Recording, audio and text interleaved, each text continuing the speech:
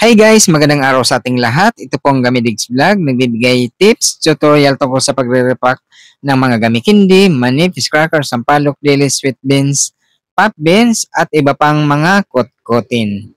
Guys, nagpasalamat tayo sa lahat ng mga subscribers at lahat ng mga viewers ng Gamidigs Vlog. Thank you guys. Kung magustuhan niyo mga ganitong klaseng video, pwede niyong i-like, i-share, or i-subscribe. Importante, gawin nyo rin para lahat tayo ay kumita. Guys, ang rarapakin natin ngayon, jelly beans candy.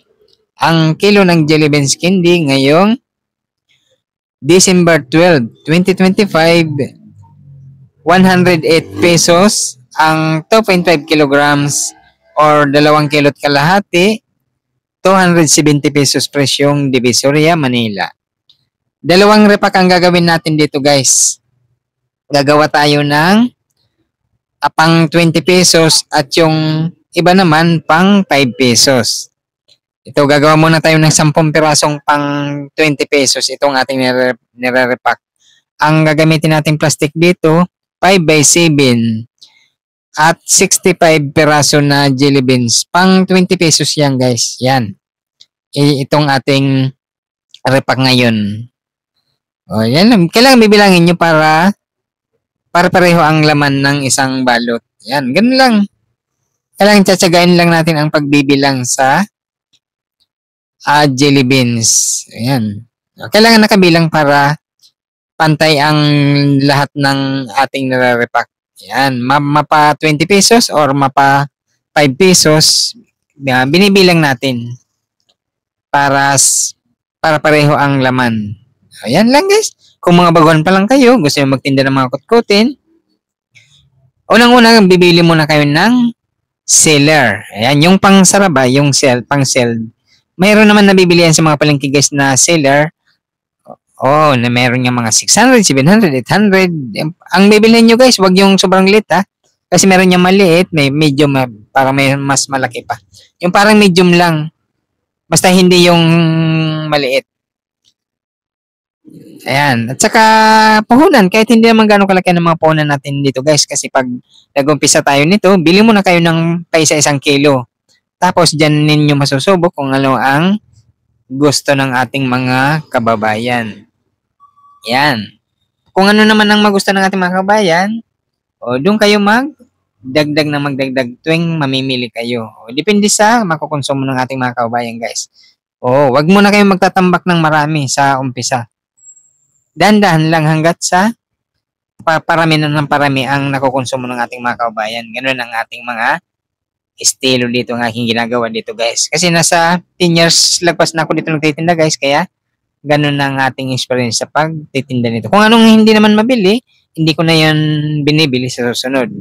O, ganun lang style dito sa mga pagtitinda. Kailangan doon tayo mag-focus sa mga gusto ng ating mga kababayan.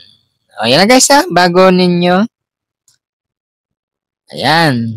Guys, kung mga baguhan pa lang kayo, bilangin nyo muna ang inyong mga nirepack, inyong mga binalot bago ninyo i-sell para makita ninyo kung ilan lahat ang binta at saka kung magkano inyong puhunan at kung magkano inyong gustong tubo. Yan, pwede nyo adjustin ang presyo. O, diyan kayo matututo sa ganong pamamaraan. Ayan. O, diba? Ayan.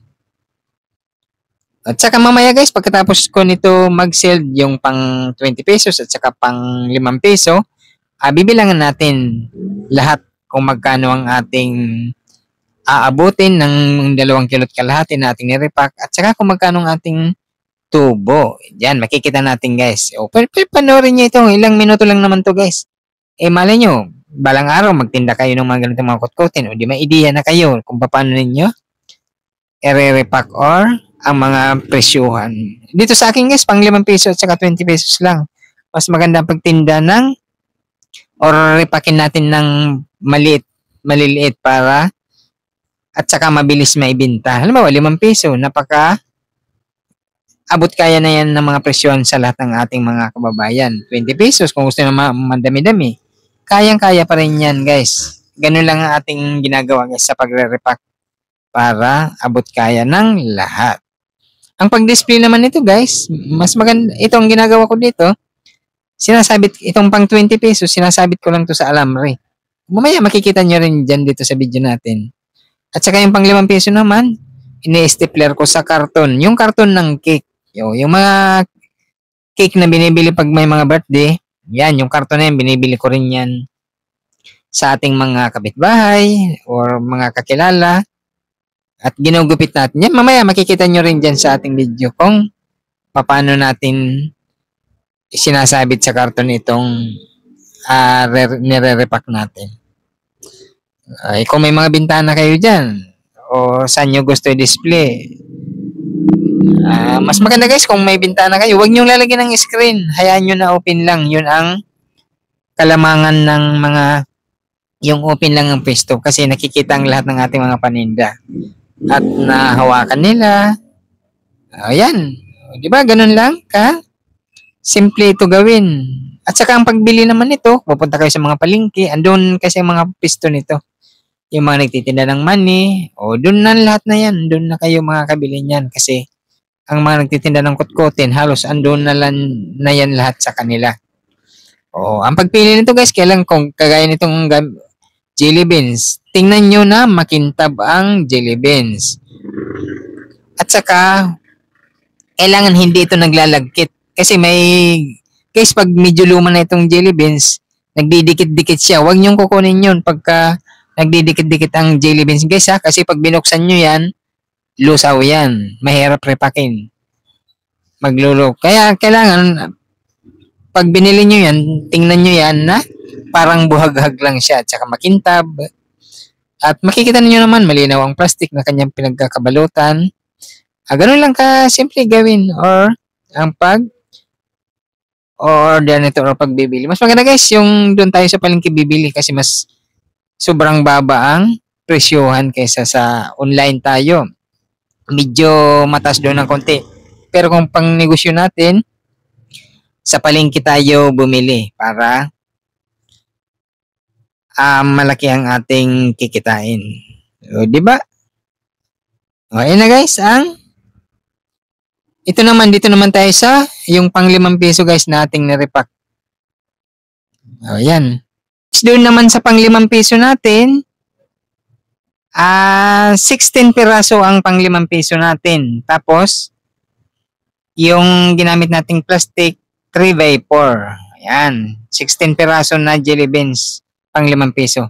At saka, unang-una guys, bibilangin nyo muna bago ninyo i-sell ang lahat para alam nyo na kung magkanong iyong puhunan at saka kung magkanong gustong nyong tubo. Yan, para alam nyo na bago isi-sell nyo, alam nyo na kung magkanong inyong tutubuin. Di ba? Napaka dali lang gawin. Ito naman ang ating pagsasabitan dito sa karton naman natin to. Isasabit siya. Ayan guys ha, yan lang mga tips natin. Kung saan man kayong mga probinsya, punta lang kayo sa mga palengke. Hanapin niyo yung mga pwesto ng mga kotkotin. Kung andito naman kayo sa Metro Manila, pwede rin kayong pumunta ng Divisoria Manila or di kaya sa mga palengke na malapit sa inyong mga lugar.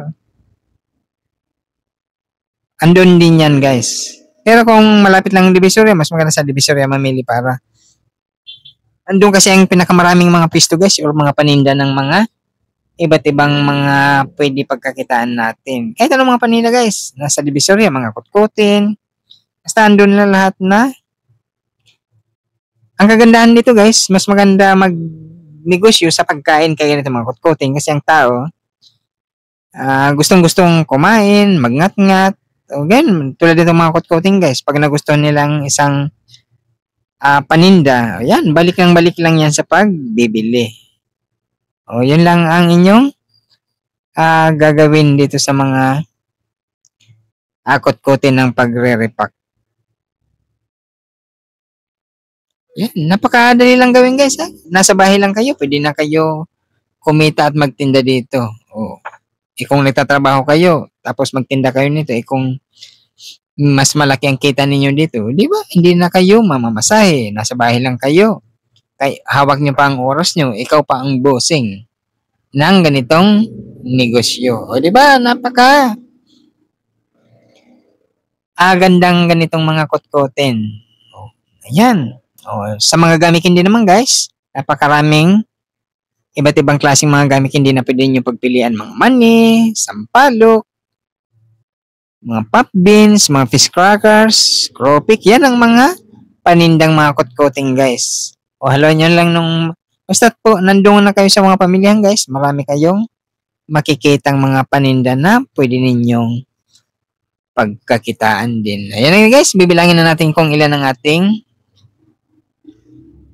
nirepack, kung ilan ang abutin niya sa binta. Tapos kung magkanong kita natin dito. Ang puhunan lang naman dito guys sa 2 kilot kalahati, 270 pesos. Pero kung mga baguhan pa lang kayo, mayroon naman ito nabibiling pa sa 1 kilo lang, dun muna kayo sa pakilo-kilo lang muna para masusubok ninyo sa inyong mga lugar kung ano ang magiging mabili.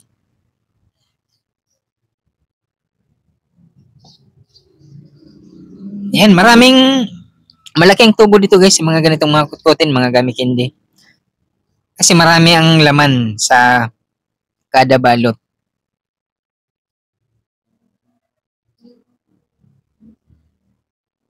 Ayan na, nasa 500 pesos na guys ang ating binibilang. Ayan ha. Ang puhunan lang natin dito, nas 270. Di ba? O, 660. O, 705 guys. Ang pag nabinta natin lahat yun, minus 270 puhunan, 435 ang ating kita or tubo dito sa isang balot or isang bag na 2.5 kilograms or 2 kilot kalahati. O, di ba? Halos na madubli yung puhunan dun sa kita natin. O, di ba? Okay lang yung guys na malaki ang tubo natin kasi depende yan sa laman. Marami ang kanyang laman. Kaya wag nating... Ayan na guys, ang ating pinagsabitan yung alamre na yun, pang 20 pesos. O ganun lang. Kadalito naman, isasabit natin dito yung pang 5 peso. Yan, yung karton yan ng cake.